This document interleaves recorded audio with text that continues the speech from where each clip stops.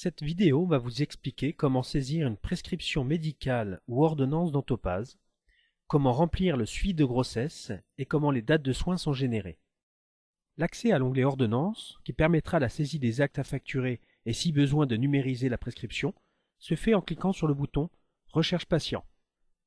Puis, après avoir sélectionné le patient, en cliquant sur le bouton Accès ordonnance.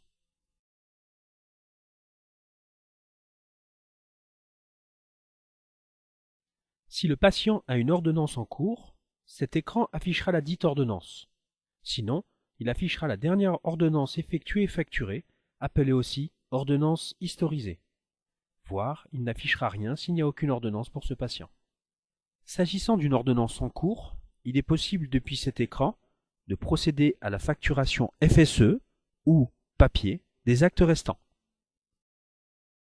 Si l'ordonnance est une nouvelle planification de soins à effectuer, cliquez sur Créer ordonnance pour démarrer une nouvelle saisie. Si c'est un renouvellement de soins, après avoir choisi l'ordonnance à renouveler dans la liste des ordonnances, ce sera souvent la dernière affichée, cliquez sur le bouton Renouveler. L'ensemble des éléments de l'ordonnance renouvelée apparaîtra à l'écran sans avoir besoin de les ressaisir. Dans notre exemple, nous allons saisir une nouvelle ordonnance de soins. Pour ce faire, cliquez d'abord sur le bouton Créer ordonnance. Si le patient est issu d'un enregistrement de carte vitale via le lecteur baladeur, il vous sera proposé de décharger le contexte de facturation désignant la date de prescription et l'assurance à utiliser et enregistrer ce jour-là.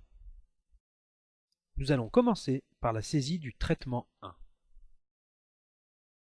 Saisissez tout d'abord la date de prescription, puis, après avoir cliqué sur le mot « Par », sélectionnez le médecin dans la liste affichée ou, s'il n'existe pas, lancez la création en cliquant sur le bouton « Créer ».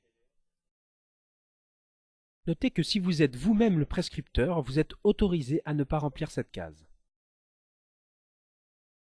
Vous constatez que tous les intitulés de couleur foncée permettent en cliquant dessus d'accéder à une liste ou un calendrier pour la case qui la suit. Choisissez un acte de cotation en cliquant sur Code. Cette liste affiche toute la nomenclature de codes d'actes sage-femme afin de procéder à une recherche précise des séances à effectuer. Vous pouvez également choisir un acte directement sur le référentiel de nomenclature donné par l'UNCAM. Dans notre exemple, nous allons saisir une ordonnance de surveillance de grossesse pathologique appelée monitoring à réaliser 2 fois par semaine, les mercredis et vendredis, pendant 1 mois à domicile, y compris les dimanches et jours fériés. Saisissez la date de début des soins, ainsi que la date de fin 1 mois plus tard pour notre exemple.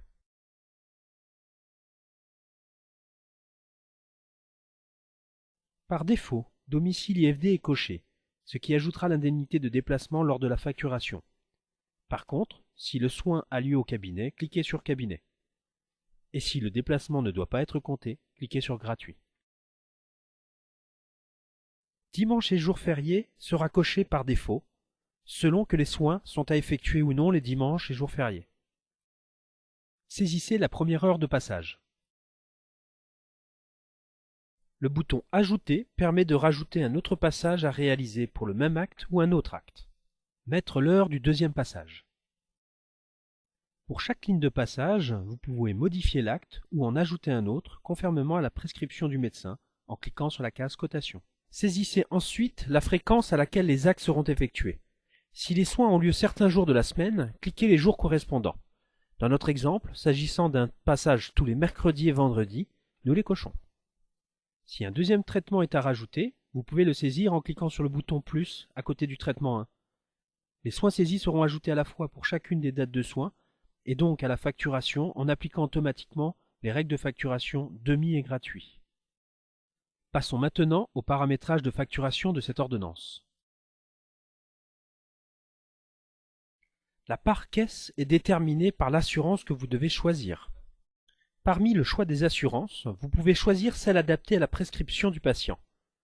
Lorsque vous choisissez une assurance autre que maternité, le pourcentage caisse se change automatiquement. Prenons comme exemple la maladie. Celle-ci passe à 70% pour déterminer que la prise en charge par la caisse du patient n'est pas totale. Si aucune complémentaire n'a été fixée, Topaz choisit par défaut le tiers payant à 70%. Mais si vous voulez une prise en charge de la mutuelle, vous n'avez plus qu'à cocher la case part complémentaire transmise afin que le tiers payant passe en C+M. Attention, si aucune complémentaire n'a été paramétrée pour le patient, Topaz bloquera en facturation, ne vous autorisant pas à facturer la part mutuelle en tiers payant. Dans notre exemple, nous allons rester en maternité à 100% sans part complémentaire transmise. La date de maternité est donnée au déchargement du contexte de facturation. Mais si la date est fausse, vous pouvez la modifier en cliquant sur l'intitulé « Du » afin de faire apparaître le formulaire de saisie de la date de début de grossesse ou d'accouchement. L'ensemble des éléments de la prescription étant saisis, cliquez sur le bouton « Enregistrer ».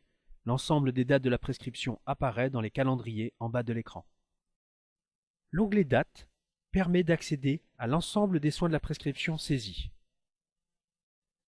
L'heure des soins, le praticien exécutant ou facturant, la cotation de l'acte ou le lieu de l'acte sont modifiables en fonction des soins réellement effectués. Pour cela, sélectionnez une case à modifier pour la noircir. Veuillez ensuite effectuer un clic droit de la souris afin de faire apparaître une liste ou un formulaire pour modifier la valeur souhaitée. Vous pouvez également supprimer une ligne de soins non effectuée par le bouton « Supprimer ».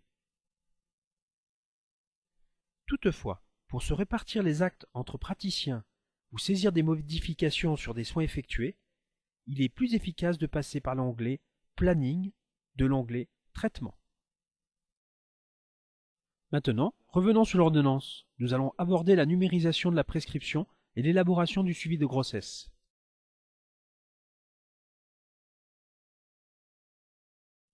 La dématérialisation de la prescription papier se fait par le bouton « Numérisation » se trouvant sur la fenêtre d'acquisition d'images en cliquant sur le haut du bouton « Score ». Nous vous invitons à voir la vidéo didacticielle de l'utilisation du composant Score sur le site internet. Dans notre exemple, nous fermerons sans acquérir d'image.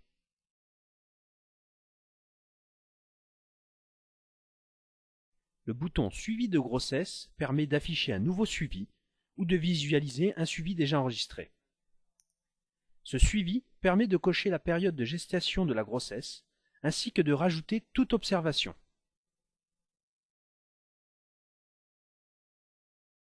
Une fois votre suivi rempli, veuillez cliquer sur « Enregistrer » et fermer.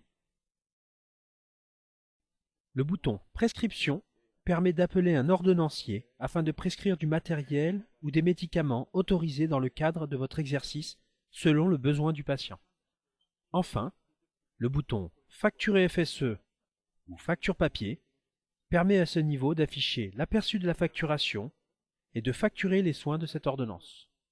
Toutefois, d'autres écrans du logiciel Topaz sont plus appropriés pour effectuer la facturation. D'autres vidéos didacticielles abordent de manière précise ce sujet. Nous vous conseillons de les visualiser pour compléter votre formation. Nous vous souhaitons une bonne utilisation de Topaz.